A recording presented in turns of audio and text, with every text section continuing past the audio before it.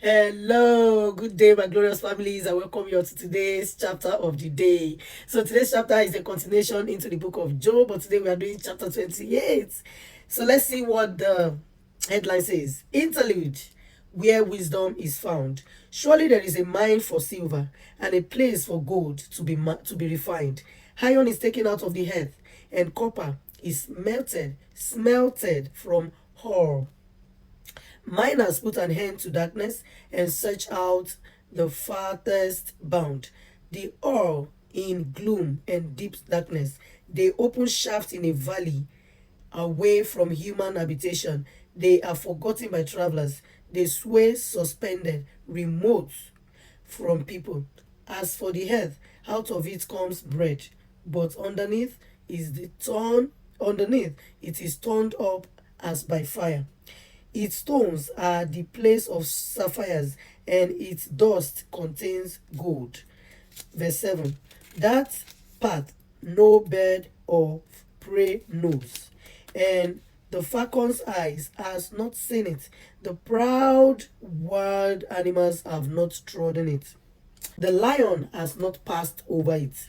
Verse 9. They put their hand to the flinty rock and overturn mountains by the roots. They cut out channels in the rocks, and their eyes see every precious thing.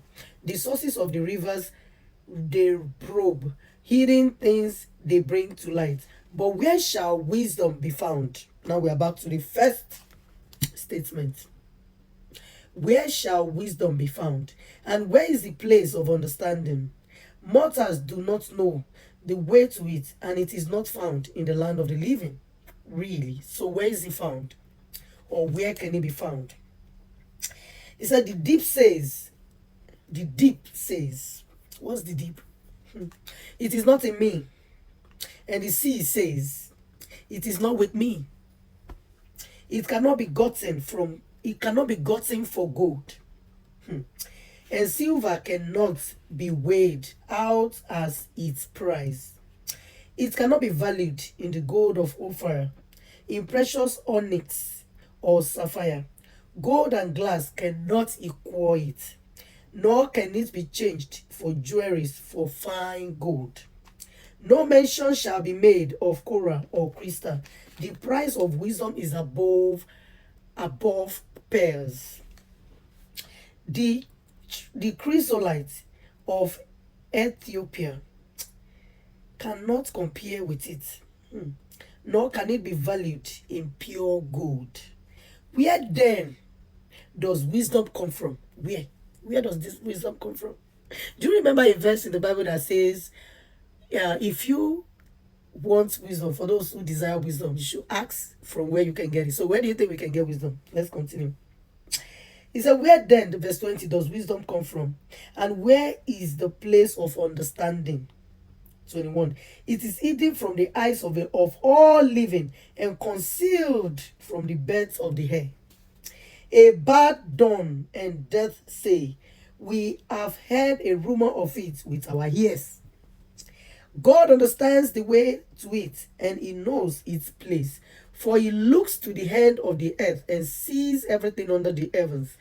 When he gave to the wind its weight, and apportioned out the waters by measure. Verse 26, he said, when he made a decree for the rain and a way for the thunderbolts, then he saw it and declared it. He established it and searched it out.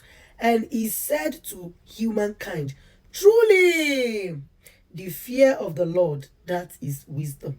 And to depart from evil is understanding.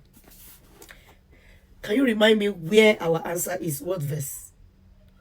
I'm sure you forgot.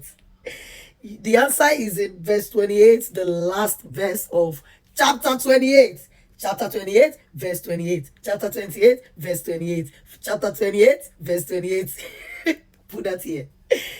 Chapter 28, verse 28 says, and he said to humankind, truly the fear of the Lord, that is wisdom.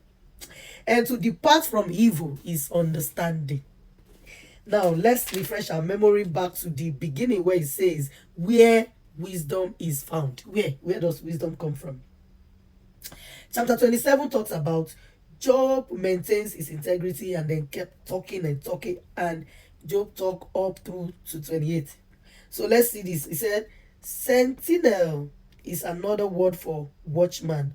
The watchman of a city patrolled the walls of the city at night. From time to time, he called out that everything was okay. Wait. Palestine has thunderstorms with flashes of lightning in the spring and fall. Okay, let's not go into that. Let me quickly, there's a place that strikes me. You know, I always look at some points. Let me see. Apart from all of the points that we have all made, okay? Let me see. Let me see the place that really hold me tight. Where it says, where is it? Okay, everything they are fine, but there's a place that talk about thunderbolts. If you are from Nigeria and you are from my tribe, Yorubas, the western part of Nigeria, there's something called thunderbolt. Let's go back. Let's look up to, let's check verse 26 where it says, where he made a decree for the rain and a way for the thunderbolts. Let me rewind it again. Verse 25 says, where he gave, okay, for he looks to the hand. Verse 24, for he looks to the hand of the earth and sees everything under the heavens. When he gave to the wind its weight and apportioned out the waters by measure. When he made a decree for the rain and a way for the thunderbolt. Let me pause and come back. I want to check the meaning of thunderbolt, because in Nigeria, in Yoruba land, thunderbolt is it's like a rope, according to what I've watched in the movies, where you have to lay it down if your wife is cheating, and then the husband will just lay it down, and then the wife will cross over it at the entrance of the room by mistakes or by unaware, and then any man that sleeps with her apart from her husband will pass away. This is how mean men can be to women in those days. But they can cheat, they can have more than one wife. Anyway, I just want to see, is it the same thunderbolt with what the Bible says? I'll be back. So, thunderbolt is a flash of lightning with a simultaneous crash of thunder. And does that mean this is being invoked into a ropey form of item and then kept for the women to do them harm? If you know more about this, let us know. But this is a beautiful chapter that I'm sure you learn a little thing or more things from, like I do. So what do you think about this chapter? Did you enjoy it? We have been told where we can get wisdom and understanding, and that is just from God. It's written in the word that if you lack one, seek the Lord who give it free of charge. Thank you for watching. I love you all. I'll see you again. God bless you. Bye.